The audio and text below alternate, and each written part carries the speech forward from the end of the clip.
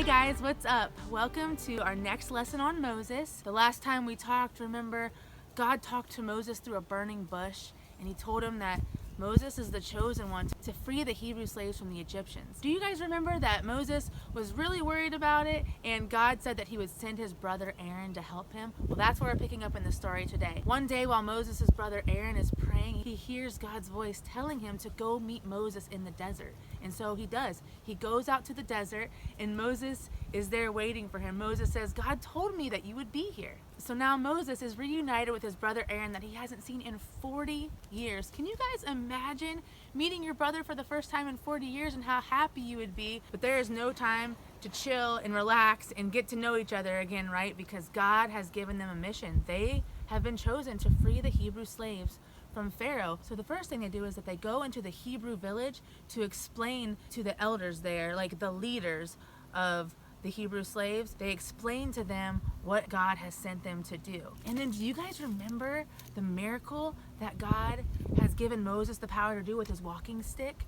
Remember how he throws it on the ground and it turns into a snake? To prove that God has really sent him to do this, Moses shows this to the Hebrew elders. He throws his staff on the ground and it turns into a snake, and then the Hebrew leaders believe. They believe what Moses is saying to them. So the very next day, Moses and Aaron head to the palace to go talk to Pharaoh, and Moses is already getting nervous, just like I'm sure any of us would. He says to Aaron, you're gonna be doing all the talking, right?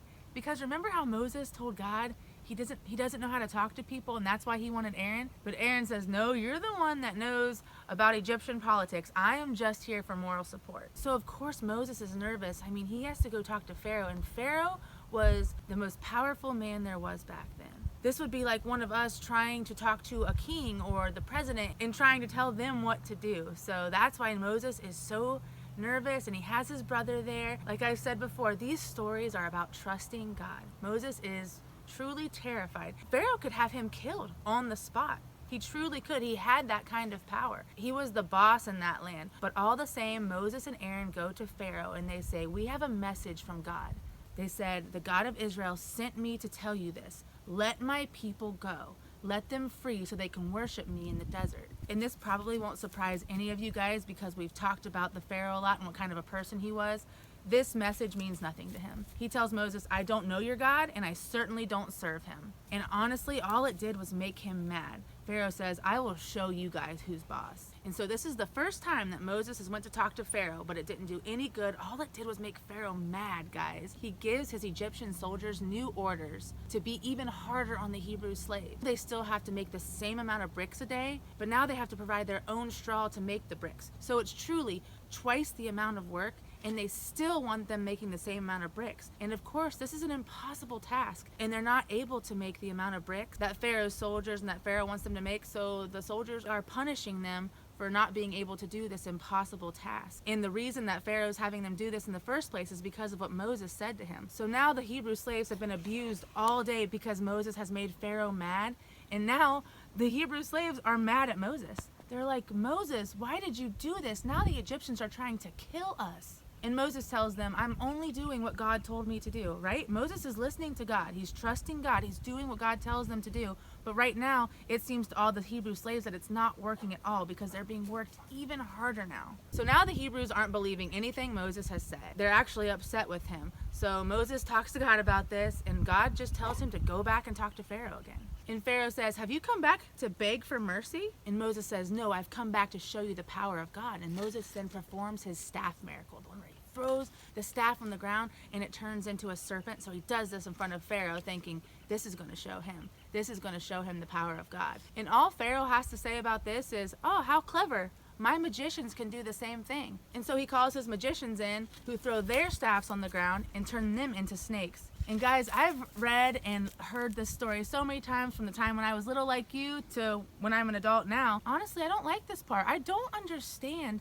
how Pharaoh's magicians could also turn their staffs into snakes when they threw them on the ground. So I guess that's just one of my questions for God that I have someday. But getting back to the story, as he's watching all these 3 snakes on the ground now, he notices that the snake that Moses made from his staff, that one eats the snakes of his 2 magicians. And although this kind of disappoints him, it still doesn't make him believe in the power of God. And that's where we're going to stop our lesson for today. Moses and his brother, they've met up. They've been apart for 40 years. And I know a lot of us right now, we have a lot of people that we miss right now too, don't we? It hasn't been 40 years since we've seen all of our friends and family. It might be more like 40 days, but I know it feels like a lifetime. So today we're going to write some letters to some family and friends of ours that live far away that we haven't seen in a while. And I thought it would be really fun for all of us to do this together. So let's go do that now. Hey guys, what's up? We are going to mail letters to people that we really miss. Mailing a letter is so awesome because it is so fun to get mail, isn't it, Raylan? Last week, Raylan got 2 cards and a letter. I was really jealous. It's so much more special than like texting or calling on the phone because it's personal. I think I am going to write a letter to my nieces. They can't read, so if you're writing a letter to someone that can't read, pictures are super important. Raylan, who are you going to write to? Who are you missing? She's my friend who lives far away. Melina can read, so Raylan can write her a little note. Always make your note personal. Write one sentence that comes from the heart. If you guys have something in common, you can talk about that. Tell them that you miss them, and draw them a cool picture, and you're good. My niece Lila, she loves mermaids, and so do I. So I'm gonna draw a picture of us as mermaids, and it's gonna be a terrible picture. I'm gonna try really hard because I'm not a good drawer, am I? No. Yeah, I'm not a very good drawer. Have you guys ever mailed a letter before? It's really easy. Here's what an envelope looks like. And you write the person's name right here in the middle. So my person's name is Lila. And then I'll write her address right here. And then you put a stamp right here. And then your address goes right here.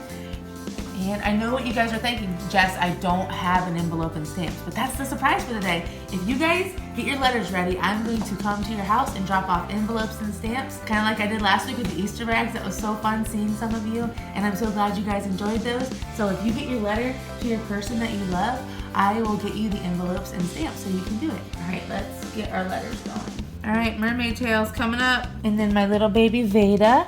She's a baby, so she gets a tiny little mermaid tail. So please write a letter to someone that you love and miss. It's so fun getting mail, and I know they're gonna enjoy it, and I'll bring you guys your envelopes and stamps. Thank you for watching the Moses lessons. I really miss all you guys. So if you ever have any questions or you need anything, please get a hold of me, and I can't wait to see you. See you next time.